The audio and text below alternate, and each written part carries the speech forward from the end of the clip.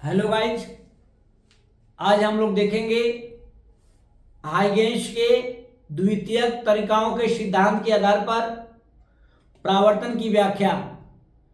बने रहिएगा। पूरी क्लास में बहुत ही आसान तरीकों से हम आपको बताएंगे। आज आपका 5 नंबर पक्का। चलिए तो हम लोग ध्यान देते हैं। इसमें सबसे पहले हम लोग देखेंगे परावर्तन किसे कहते हैं। जब किसी समांग माध्यम में संचरित प्रकाश तरंग किसी पृष्ठ से टकराकर उसी माध्यम में वापस आ जाती है तो इस घटना को प्रकाश का परावर्तन कहते हैं। परावर्तन में तरंग चाल, तरंग दैर्घ्य और आवृत्ति नहीं बदलती है। इसमें देखिए क्या होता है। जो ए बी होता है, ए आपका एक समतल तरंगार्घ होता है। यम यम डैश आपका एक परावर्तित पृष्ठ होता है, परावर्तन पृष्ठ होता है। जो आपका समतल तरंगार्घ होता है उसका बिंदु भाग ए परावर्तक पृष्ठ को स्पर्श करता है। समतल तरंगार्घ की चाल u होती है। जैसे समतल तरंगार्घ ए बी आगे की ओर बढ़ता है, ए और सी के सभी बिंदुओं को स्पर्श करता है, ए और सी के सभी बिंदुओं से टकराता है।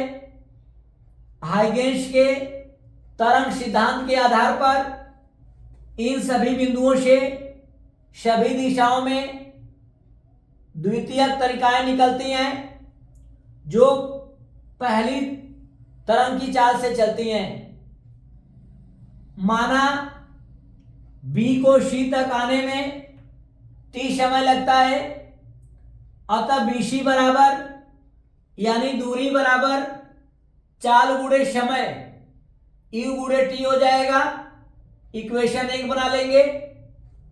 उतना ही समय में ए बिंदु डी तक पहुंचेगा, अतः ए को केंद्र मानकर ए बी के समान त्रिज्या का चाप लेकर एक चाप लगाते हैं और बिंदु डी पर सी से एक स्पर्श रेखा खींचते हैं। अब ए और सी से सभी तरंगे निकलकर सी और डी को स्पर्श करेंगी, अतः सी डी एक परावर्तित तरंगार्घ हो जाएगा। ए बी आपका एक आपतित तरंगार्घ है। ए एन और सी एन वन ए आपतन बिंदु पर खींचा गया अभिलंब है। अतः यहां से हाइगेंस के तरंग सिद्धांत के आधार पर परावर्तन के पहले नियम की व्याख्या होती है। आपतित तरंगार्घ ए बी, अपवर्तित तरंगार्घ सी डी, परावर्तित तरंगार्घ सी डी और आपतन बिंदु पर खींचा गया अभिलंब ए एन और सी एन वन सभी कागज के तल में स्थित होते हैं। अब ध्यान दीजिए, ये हमारा परावर्तन कोण आई है, ये हमारा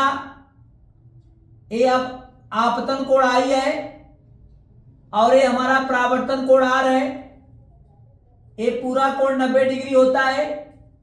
जब ये वाला हिस्सा आई है तो ये वाला हिस्सा 90 माइनस आई हो जाएगा। और ये ध्यान दीजिए पूरा 90 डिग्री है। जब ये 90 माइनस आई है तो ये पूरा हिस्सा आई हो जाएगा। ठीक उसी प्रकार ए वाला आर है, पूरा 90 है, इसलिए वाला हिस्सा 90 माइनस आर हो जाएगा। ए पूरा 90 डिग्री है, ए 90 माइनस आर है, ते वाला आर हो जाएगा। अब हम लोग को दिखाना है कोण आई बराबर कोण आर।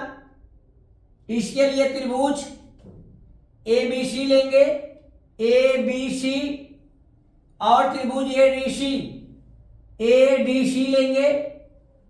इसमें देखिए भुजा ए बी, भुजा ए सी बराबर ए सी, दोनों में वेनिस्ट है, और भुजा ए डी बराबर भुजा बीसी हो जाएगा। और कोण ए बी सी बराबर कोण ए डी सी हो जाएगा 90 डिग्री। अतः दोनों त्रिभुज ए बी सी और ए डी सी सर्वांक्षम हो जाएंगे। सर्वांक्षम होने के बाद किसी त्रिभुज की संगत भुजाएं और संगत कोण बराबर हो जाते हैं। अतः कहा जा सकता है कोण आई बराबर कोण आर। इससे परावर्तन के द्वितीय नियम की व्याख्या होती है। अतः स्पष्ट है कि हाइगेंस के तरंग सिद्धांत के आधार पर परावर्तन के नियमों की व्याख्या की जा सकती है। आप लोग स्क्रीनशॉट ले लीजिए।